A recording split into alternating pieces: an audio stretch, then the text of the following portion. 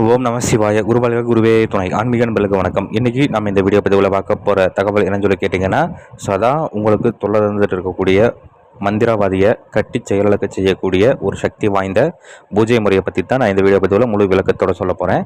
நீங்கள் இந்த வீடியோ பார்க்குறதுக்கு முன்னாடி நம்மளோட யூடியூப் சேனல் சரி வேத சக்தி சாயி யூடியூப் சேனலை சப்ஸ்கிரைப் பண்ணாதவங்க பண்ணிக்கோங்க. அப்படியே பக்கத்தில் இருக்கக்கூடிய பெல் ஐக்கன் பட்டனையுமே கிளிக் பண்ணிக்கோங்க. சரி வாங்க இந்த வீடியோ பதிவுக்குள்ளே போகலாம்.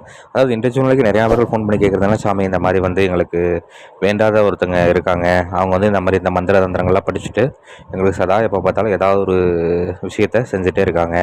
இதனால் எங்களுக்கு உடல் ரீதியாகவும் சரி, பண ரீதியாகவும் சரி, தொழில் ரீதியாகவும் சரி ஏகப்பட்ட முடக்கங்கள், குடும்பத்தில் நிம்மதி இல்லை, நிம்மதியாக தூங்க முடியல, நிம்மதியாக சாப்பிட முடியல, இப்படிலாம் நிறைய பேர் கேட்குறீங்க. நாங்களும் எங்கெங்கேயோ போய் பார்க்குறோம் சாமி, அவங்களும் என்னென்னமோ முறைகள் செஞ்சு பார்க்குறாங்க, ஆனால் சொல்லிக்கக்கூடிய அளவுக்கு எந்த ஒரு பலனுமே இருக்க மாட்டேங்குது அப்படிங்கிற மாதிரிலாம் நிறைய பேர். அதாவது ஒரு மந்திரவாதி கட்டணும் அப்படிங்கிற மாதிரி இருந்ததுன்னா, அவங்க வச்சுருக்கக்கூடிய ஒரு தெய்வத்தையோ தேவதையோ அதை முதல்ல செயலுக்கு செய்யணும். சரிங்களா?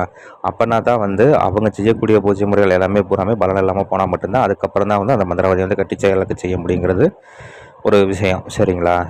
அப்போ முதல்ல என்னென்னு கேட்டிங்கன்னா, அப்போ அவங்களையும் கட்டணும். ரெண்டாவது அவங்ககிட்ட இருக்கக்கூடிய அதாவது அவங்ககிட்ட இருக்கக்கூடிய தேவதைகள், அதாவது இந்த மாதிரியான தீய வேலைகள்லாம் செய்கிறது பார்த்திங்கன்னா தேவதைகளை வச்சு தான் செய்வாங்க. சரிங்களா? இப்போ தேவதைகள்னு சொல்லி பார்க்கும்போது இந்த குட்டி குரலு, எச்சினி, ஜின்னு, டாகினி, ராகினி, கிங்கிலி, மகளி இப்படி சொல்லிகிட்டே போகலாம். சரிங்களா? இப்படியான தேவதைகளை வச்சு தான் அவங்க இந்த மாதிரியான தீய வேலைகள் செய்வாங்க. அப்போ அவங்ககிட்ட என்ன தேவதை இருக்கோ அந்த தேவதையை சேர்த்து கட்டணும். சரிங்களா? அப்போ இது எப்படி பண்ணணும், என்ன இது அப்படின்னு சொல்லி பார்த்தோம்னா, செய்கிறது ஏற்கனவே எப்போ அப்படின்னு சொல்லி கேட்டிங்கன்னா, கிரகண நேரத்தில் பண்ணலாம். இல்லைன்னா பௌர்ணமி முடிந்து முதல்ல வரக்கூடிய 3ஆம் தேய்பிறை நாள் அன்றைக்கி நீங்கள் தாராளமாக பண்ணலாம். அப்போ அந்த அன்றைக்கி என்ன சொல்லி கேட்டிங்கன்னா, புளிய மரத்தினுடைய வடக்கு திசையில் இருக்கக்கூடிய புளியங்கொம்பு. சரிங்களா? புளிய மரத்தினுடைய கொம்புன்னு பார்த்து நீங்கள் முறையாக சாபம் போக்கி எடுத்துக்கணும். உலகம் எதுவும் பயன்படுத்தாமல் எடுத்துக்கிட்டு முறையாக அதை நல்லா சுத்தி பண்ணி அதில் என்ன சொல்லி கேட்டிங்கன்னா, அழிஞ்சி தைலம். சரிங்களா? அதை எப்படி செய்யணும் அப்படிங்கிறது முன்னாடி ஒரு வீடியோவில் கொடுத்துருக்கேன், அதை பார்த்து தெரிஞ்சுக்கங்க. அந்த தைலத்தை நல்லா அதற்கு மேலே தடவி விட்டுறணும். தடவி விட்டுட்டு ஒரு சுத்தமான இடத்துல பீடமாக வைக்கணும். தலைவாழை இலை விரித்து அதற்கு மேலே சாம்பல் கொட்டி பரப்பி விட்டுட்டு, நான் இந்த வீடியோவில் ஒரு எந்திரம் ஒன்று கொடுத்துருக்குறேன். இந்த எந்திரத்தை நீங்கள் முறையாக வரைஞ்சி இந்த எந்திரத்துக்கு கீழே சம்பந்தப்பட்ட நபரோட பேரை தலைமாட்டி எழுதிக்கணும்.